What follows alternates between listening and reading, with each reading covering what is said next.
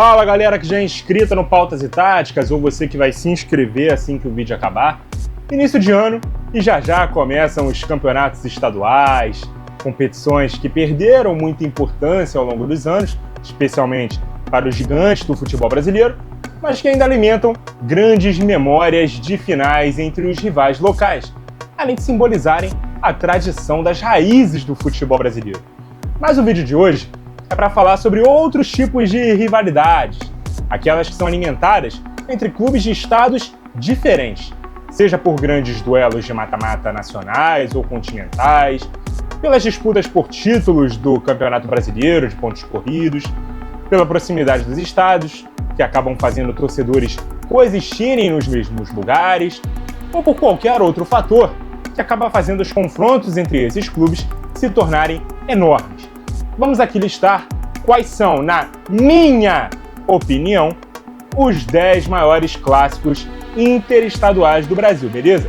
E como o vídeo que eu ranqueei os pesos das taças dos 12 grandes clubes do Brasil deu muita polêmica, como eu já esperava, e alguns poucos episódios ali de falta de respeito, eu vou pedir com todo carinho para, caso você discordar, por favor, fazer a sua própria lista, beleza? Não precisa mudar nada na minha. Eu acredito que todo mundo aí já tá bem crescidinho, né, para respeitar a opinião do coleguinha.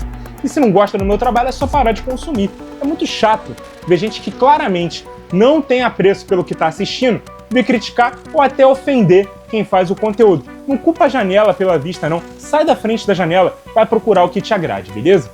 Em 10º lugar, Vasco e Corinthians. Nesse clássico existe uma rivalidade curiosa, que é a amizade que as torcidas do Vasco e do Palmeiras possuem. E por extensão, diversas vezes em que o Vasco foi jogar em São Paulo contra o Corinthians, algumas torcidas organizadas do Palmeiras se fizeram presentes. Assim como em duelos Palmeiras e Flamengo no Rio, organizadas do Vasco também estiveram nos estádios. Acaba que a rivalidade entre torcidas acaba absorvendo um pouco da rivalidade Corinthians e Palmeiras. Mas dentro de campo, alguns duelos históricos também aconteceram. A decisão do Mundial de Clubes da FIFA de 2000 no Maracanã, essa que talvez tenha sido a primeira delas, o Timão foi campeão derrotando os cariocas nos pênaltis. Em 2009, os dois clubes se enfrentaram nas semifinais da Copa do Brasil. Os dois duelos terminaram empatados, 1-1 em São Januário e 0-0 no Pacaembu. Os paulistas avançaram por terem balançado as redes no Rio de Janeiro. Em 2011, as duas equipes disputaram ponto a ponto o título brasileiro e por apenas 2 pontos de diferença, o Corinthians acabou levando o título para casa. No ano seguinte, pelas quartas de final da Libertadores, os dois se enfrentaram mais uma vez. Depois de um 0-0 no Rio, o Paulinho fez o histórico gol que deu a classificação ao Timão para as semifinais. O jogo também ficou marcado pelo gol perdido pelo Diego Souza, ou pelo milagre, operado pelo goleiro Cássio, em lance que o camisa 10 saiu cara a cara com o goleiro e poderia ter empatado o duelo. O histórico do confronto aponta uma freguesia do Vasco, mas o sentimento de rivalidade entre as duas torcidas é mútuo. Em 9º lugar, Grêmio e Cruzeiro. No duelo entre os dois maiores vencedores da Copa do Brasil, e por isso considerados clubes copeiros, gremistas e cruzeirenses se enfrentaram várias vezes pela competição. Em 1993, inclusive, os dois clubes fizeram a final do torneio vencido pela Raposa, 0-0 na ida e 2-1 na volta. Em 2016, o Grêmio, que viria a ser o campeão, passou pelos Azuis de Minas nas semifinais, 2-0 na ida e 0-0 na volta. O troco veio no ano seguinte, novamente nas semifinais. O Cabuloso passou pelo Tricolor nos pênaltis. Cada um venceu um confronto por 1-0 e os mineiros levaram a melhor na marca da Cal, vencendo por 3-2. Pela Libertadores, as duas equipes se enfrentaram em 2 edições. Em 97 foram 4 duelos, 2 na fase de grupos, com uma vitória para cada lado, e nas quartas de final, quando o Cruzeiro bateu o Grêmio em casa por 2-0 e perdeu fora por 2-1, eles acabaram se sagrando campeões naquele ano. Diferente de 2009, quando a Raposa também levou a melhor, dessa vez eliminando o Grêmio numa semifinal, 3-1 e 2-2, mas o time acabou perdendo o título em casa na decisão contra o Estudiantes. Também houve uma certa disputa entre os dois clubes durante o Brasileirão de 2013, que o Cruzeiro ganhou e o Grêmio foi o vice. A diferença dos dois clubes foi de 11 pontos, mas à época do confronto direto entre os dois no segundo turno, o jogo praticamente selou o terceiro título do clube. 3-0, e a equipe ficou a uma vitória de sacramentar matematicamente a conquista. Em oitavo lugar, Sport e Bahia. Esta é uma rivalidade entre dois clubes nordestinos que lutam pelo status de maior da região. Enquanto os baianos se orgulham por ser o único clube do Nordeste bicampeão brasileiro, os pernambucanos ostentam no seu currículo um campeonato nacional e uma Copa do Brasil. A rivalidade se intensifica se considerarmos que o tricolor de aço eliminou o rubro-negro da Ilha do Retiro nas campanhas de seus dois brasileirões.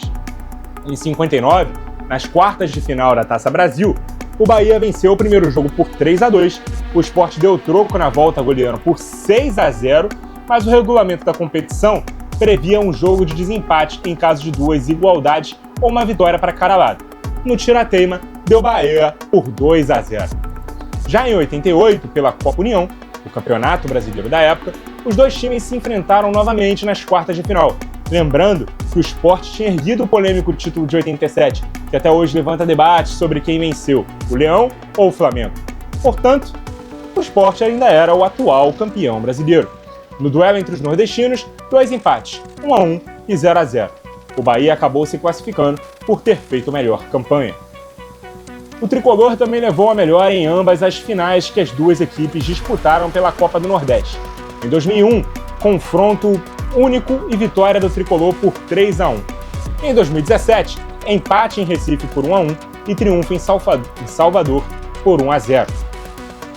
No único duelo internacional entre as duas equipes, o Sport eliminou o Bahia na segunda fase da Sul-Americana de 2015. O Bahia até venceu o primeiro jogo por 1-0 em casa, mas perdeu o segundo por goleada, 4-1 para o Leão, que avançou para as oitavas de final do torneio continental. Mesmo com vantagem histórica nos duelos mais importantes, o Bahia usa o Sport para provocar a torcida do Vitória, dizendo que sua rivalidade é com o Leão de Recife, já que eles têm títulos nacionais, coisa que o clube do Barradão não tinha até conquistar a Série B de 2023. Em sétimo lugar, Botafogo e Santos. Talvez a mais antiga rivalidade interestadual do Brasil, muito por conta dos duelos históricos entre o Botafogo de Garrincha e o Santos de Pelé, os dois clubes mais fortes do país nos anos 60, que formavam a base da seleção brasileira. Ainda que o alvinegro praiano tenha uma vantagem histórica também nesta época sobre o Glorioso, os encontros entre as duas equipes marcaram época. Em 62, os clubes decidiram a Taça Brasil numa melhor de 3. O Peixe levou a melhor no primeiro duelo por 4-3. O Fogão deu o troco na volta por 3-1. E no jogo de desempate, goleada santista 5-0. No ano seguinte, os dois clubes fizeram a semifinal da Libertadores da América, empate em 1-1 em São Paulo e vitória por 4-0 do Santos no Maracanã. Em 64, os dois clubes decidiram o torneio Rio-São Paulo, que foi disputado em pontos corridos. Mas com o empate em pontos das duas equipes, a decisão deveria acontecer numa melhor de 3, mas só o primeiro jogo aconteceu por falta de datas disponíveis para os duelos acontecerem. Vitória do Botafogo por 3-2, e mesmo assim, os dois times foram declarados campeões de forma conjunta. A rivalidade foi reaquecida nos anos 90, quando, mais especificamente em 95, os dois times decidiram o Campeonato Brasileiro. Vitória carioca por 2-1 na ida e empate por 1-1 na volta deram ao Botafogo seu segundo título brasileiro. Os santistas reclamam até hoje de impedimento no gol de Túlio no jogo decisivo. 3 anos depois, o Glorioso voltou a encarar o Peixe numa semifinal de torneio Rio-São Paulo. Empates em 0-0 e 2-2. Nos pênaltis, o Botafogo levou a melhor por 4-3. Os cariocas viriam a ser campeões da competição naquele ano. O troco veio no ano seguinte, quando na mesma fase, o Santos venceu os dois jogos, 1-0 e 2-0, e seguiram até a final, mas acabaram perdendo o título para o Vasco. Em 2001, o Botafogo voltou a tirar o Santos de uma decisão ao bater o time da Vila fora de casa, 2-2 no Maracanã e 1-0 na Vila. Na decisão, o time da Estrela Solitária acabou perdendo o título para o São Paulo. O último grande duelo em competições nacionais entre os dois clubes foi nas quartas de final da Copa do Brasil de 2014. O Botafogo não vinha bem no Brasileirão daquele ano, mas conseguiu uma classificação heróica nas oitavas de final, eliminando o Ceará por 4-3 fora de casa, com 2 gols nos últimos 2 minutos. Mas ao enfrentar o Peixe na fase seguinte, acabou caindo com 2 derrotas, 3-2 em casa e 5-0 fora. Em sexto lugar, Flamengo e Palmeiras. Este é um clássico que começou a ganhar peso em tempos mais recentes. A primeira final entre os dois foi em 1999. Os dois clubes decidiram a Copa Mercosul, vencida pelo Flamengo em 2 jogos fantásticos. Na ida, 4-3 para o Fla no Maracanã, e na volta, empate em 3-3 no antigo Palestra Itália. Mas foi no início da atual década que a rivalidade entre as duas equipes pegou fogo de vez, com ambos os clubes monopolizando as disputas de várias das conquistas mais importantes no âmbito nacional e continental. Depois do Palmeiras conquistar a Copa do Brasil de 2015 e os brasileiros de 16 e 18, o Fla teve seu grande ano em 2019, levando para casa Brasileirão e Libertadores. Em 2020, o rubro-negro levou mais um Brasileirão para casa e viu o Alviverde erguer a Liberta e a Copa do Brasil na mesma temporada. A Supercopa do Brasil de 21, então colocava frente a frente os dois grandes clubes do país e do continente nos últimos anos. E a disputa acabou tendo o Flamengo como campeão nos pênaltis, após o empate em 2-2 e vitória na marca da Cal por 6-5. No final do mesmo ano, as duas equipes se enfrentariam na final da Libertadores, e o duelo foi vencido pelo Palmeiras na prorrogação por 2-1, com o histórico gol de Daverson num vacilo de Andreas Pereira. Em 2023, mais uma recopa entre os dois clubes, já que o Verdão era o atual campeão brasileiro e o Flamengo da Copa do Brasil. Quem levou a melhor foi o clube paulista, vencendo o jogo por 4-3. E em 2024, os dois times se enfrentaram nas oitavas de final da Copa do Brasil, depois de vencer o primeiro duelo por 2-0. O time carioca eliminou o Palmeiras em casa, quando nem a derrota por 1-0 foi suficiente para tirar a classificação de quem viria a conquistar o torneio naquele ano. Em quinto lugar, Corinthians e Flamengo. Aqui temos o clássico entre as duas maiores torcidas do Brasil, e que mesmo que em números absolutos a do Flamengo seja maior, a torcida do Timão se orgulha por, proporcionalmente, ter mais torcedores em São Paulo do que a flamenguistas no Rio de Janeiro. Claro que o tamanho da população dos dois estados e o fato do Flamengo ter muita torcida fora do seu estado de origem também ajuda o Timão a sustentar o argumento de que o Flamengo tem muitos torcedores mistos entre os seus. Mas sem entrar nessa polêmica e falando de campo e bola, não foram muitas finais entre os dois clubes, apenas 2. A Supercopa do Brasil de 91, vencida pelos paulistas, e a Copa do Brasil de 2022, conquistada nos pênaltis pelos cariocas. Em duelos eliminatórios, o Flamengo acaba levando a melhor com 4 classificações: quartas de final da Copa do Brasil de 89, quartas do torneio Rio-São Paulo de 97, oitavas também da Copa do Brasil de 2019 e semis da mesma competição em 2024. O Corinthians só conseguiu levar a melhor em 2 oportunidades: quartas de final do Brasileirão de 84 e semifinais da Copa do Brasil de 2018. Em torneios internacionais, as equipes se enfrentaram 2 vezes pela Libertadores. Em 2010, no ano de centenário do Timão, quando eles ainda perseguiam sua primeira taça da competição, o Mengão levou a melhor, vencendo por 1-0 em casa na ida e perdendo por 2-1 na volta, mas se classificando no critério do gol qualificado. E em 2022, os dois times jogaram pelas quartas de final e mais uma vez deu Flamengo, vitórias por 1-0 em casa e 2-0 fora. Em quarto lugar, Palmeiras e Cruzeiro. Aqui nós temos um duelo de 2 clubes que coincidentemente tiveram mesmo o primeiro nome, Palestra Itália. As 2 equipes colecionam grandes momentos ao longo da história. Em 96, o Cruzeiro derrotou o Palmeiras na final da Copa do Brasil. Em 98, o Verdão deu o troco com juros, sendo campeão em cima da Raposa em 2 finais, da própria Copa do Brasil e também da recém-criada Copa Mercosul. Além de finais, os 2 clubes se enfrentaram diversas vezes em jogos eliminatórios. Em duelos nacionais, a vantagem é azul, com 3 classificações e 2 eliminações. Já em torneios internacionais, o Alviverde levou a melhor nas 3 vezes que as equipes se enfrentaram. Para coroar a rivalidade, a rodada final do Brasileirão de 2019 foi disputada entre as 2 equipes no Mineirão, e a vitória do Palmeiras por 2-0 acabou decretando o primeiro rebaixamento do Cruzeiro, pior episódio de sua história e diante de seu torcedor. Em terceiro lugar, São Paulo e Cruzeiro. Esse é um clássico que ganhou muito mais força nos duelos internacionais do que nacionais. Em 93, os 2 clubes decidiram a Recopa Sul-Americana, e após 2 empates em 0-0, o São Paulo levou a melhor nos pênaltis. No mesmo ano, o Cruzeiro eliminou o São Paulo nas quartas de final da Copa do Brasil. Em 2000, os 2 clubes decidiram a competição, e após um 0-0 na ida, a Raposa foi campeã, vencendo por 2-1, na volta com o gol nos minutos finais do jogo. Foram 3 duelos pela Libertadores da América. Em 2009, o Cruzeiro passou com 2 vitórias nas quartas de final, 2-1 e 2-0. No ano seguinte, o São Paulo levou a melhor, ganhando as 2 por 2-0 também na mesma fase.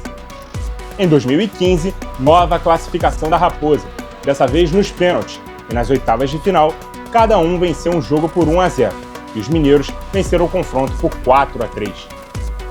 Um ano antes, pelo Brasileirão, o São Paulo não perdeu para o Cruzeiro ao longo da campanha, empate por 1-1 em Minas e vitória tricolor por 2-0 em São Paulo. Ainda assim, foi o Cruzeiro que levou o título para casa, e o tricolor ficou com o vice, 10 pontos atrás do rival. Em 2017, mais uma vitória cruzeirense, dessa vez pela quarta fase da Copa do Brasil. 2-0 do time azul como visitante na ida, e o São Paulo também venceu como visitante na volta, mas por 2-1, insuficiente para impedir a classificação celeste para as oitavas de final. Em segundo lugar, Corinthians e Internacional. Esse clássico ficou muito conhecido por conta do polêmico Brasileirão de 2005, que terminou com o título do Timão, mas que ficou marcado por um escândalo de manipulação de resultados, que levou 11 partidas daquele campeonato a serem anuladas e remarcadas. 2 dessas partidas eram do Corinthians, contra o Santos e o São Paulo. Nos jogos que foram anulados, o time do Parque São Jorge perdeu os 2 duelos, mas nos que foram remarcados, eles conseguiram 4 pontos e acabaram terminando o campeonato na frente do Colorado, que seria o campeão caso os jogos não tivessem que ser jogados novamente. Mas falando especificamente de confrontos entre os 2 clubes, muito antes disso, eles protagonizaram uma importante final, em 1976, quando o Brasileirão foi decidido entre os 2 clubes, e o Inter saiu campeão contra um timão que não levantava uma taça há mais de 20 anos. Em 2009, o tira-teima, quando as 2 equipes decidiram a Copa do Brasil. E antes da final, a diretoria colorada entregou à CBF um dossiê em um DVD com supostos erros de arbitragem que favoreceram os paulistas ao longo do ano. O Corinthians acabou sendo campeão, e desde então, a torcida corintiana provoca do Inter sempre que os vencem com a frase "põe no DVD". Numa dessas, após uma vitória do Corinthians sobre o Inter em casa no Brasileirão de 2015, a hashtag "põe no DVD" apareceu no telão da Neoquímica Arena, provocando os gaúchos. E em primeiro lugar, Flamengo e Atlético Mineiro. Para muitos, esse é o maior clássico interestadual do Brasil, mas talvez a rivalidade seja muito mais um sentimento do atleticano do que do flamenguista. Tudo começou em 1980, quando o Flamengo derrotou o Atlético na final do Brasileirão. O jogo de ida foi vencido pelos mineiros por 1-0, mas na volta, a vitória rubro-negra por 3-2, em um jogo em que o Atlético reclama até hoje de possíveis erros de arbitragem, acabaram dando o título para os cariocas, que fizeram a melhor campanha na semifinal, quando eliminaram o Coritiba com 2 vitórias, enquanto o Atlético contou com uma vitória e um empate sobre o Internacional. No ano seguinte, ainda na primeira fase da Libertadores, os 2 clubes se enfrentaram pela liderança da chave, e o jogo acabou em 37 minutos, quando o árbitro José Roberto Wright expulsou 5 jogadores do Atlético. O Flamengo acabou vencendo por WO e avançando à próxima fase. A partir dali, todo o jogo entre os 2 times foi uma verdadeira guerra. E é claro que num estado onde só existem 2 grandes e vários torcedores mineiros são rubro-negros, o sentimento de ódio parte muito mais do lado do galo. Recentemente, os clubes disputaram o título do Brasileirão de 2021, vencido pelos mineiros, que também foram campeões da Copa do Brasil no mesmo ano. Como vice-campeão brasileiro, o Flamengo enfrentou o Galo pelo título da Supercopa do Brasil de 2022, um jogo que teve polêmica até na escolha do local da partida, que acabou acontecendo em Cuiabá, na Arena Pantanal. O jogo terminou empatado em 2-2 e foi decidido nos pênaltis. Incríveis 12 cobranças de cada lado foram batidas. O Flamengo teve 4 oportunidades de vencer depois de erros do Atlético e desperdiçou todas, até que os mineiros finalmente venceram por 8-7. Na Copa do Brasil do mesmo ano, os dois times se enfrentaram pelas oitavas de final. O Galo venceu o jogo de ida no Mineirão por 2-1, e o atacante do Flamengo, Gabriel Barbosa, o Gabigol, provocou na saída do campo, dizendo que na volta o Atlético iria conhecer o inferno no Maracanã. A torcida rubro-negra comprou barulho, fez mosaico com a frase "Bem-vindos ao inferno" no estádio, e o Flamengo derrotou o Galo por 2-0, se classificando para as quartas de final da competição, que ele viria a vencer no final. E mais recentemente, em 2024, Flamengo e Atlético Mineiro decidiram a Copa do Brasil na primeira final da Arena MRV, novo estádio do Galo. Os cariocas acabaram vencendo os dois jogos, 3-1 no Maracanã e 1-0 em BH, se sagrando o primeiro campeão da história da Casa Atleticana. É óbvio que o episódio gerou revolta na torcida, que protagonizou cenas lamentáveis de invasões e objetos atirados no campo. De quebra, aquela foi a última final de Gabigol pelo Flamengo, que horas mais tarde teve sua ida para o Cruzeiro, arquirrival do Atlético, sacramentado. E é isso, galera. Esses são, na minha opinião, os 10 maiores clássicos interestaduais do futebol brasileiro. Ainda podemos citar outros que ficaram de fora, como Grêmio e Palmeiras, que fizeram grandes duelos nos anos 90, Flamengo e Atlético Paranaense, que já foi final de Libertadores, Botafogo e Atlético Mineiro, outro jogo que foi final de Liberta, São Paulo e Internacional, que foi semifinal e final de Libertadores da América, Botafogo e Palmeiras, esse mais recente, devido aos dois últimos Brasileirões e também confronto que aconteceu na última Libertadores. Enfim, concordou? Deixa o like, compartilha o vídeo com os amigos, se quiser deixa um feedback positivo nos comentários. Agora, se discordou, comenta com educação. Não vem com 7 pedras na mão, falar mal do conteúdo do amigo. É muito feio fazer isso, né? Sabe o que eu faço quando eu vejo um vídeo e eu não gosto? Normalmente eu já percebo que eu não vou gostar do vídeo no meio, então eu simplesmente saio e vou procurar outra coisa. Se eu fiquei até o final, eu simplesmente apago aquilo da minha mente. Nem dislike eu dou. Vocês podem dar, tem todo o direito. Mas não vem comentar merda aqui nos comentários, não. Né, dizendo que eu não entendo nada, que faltou pesquisa, que eu não tenho argumento. Essa é só a minha opinião. Você tem o direito de ter uma diferente e tá tudo bem, beleza? Desde que haja respeito. Muito obrigado a você que acompanhou o vídeo até aqui. Continue ligado no Pautas e Táticas. E até a próxima!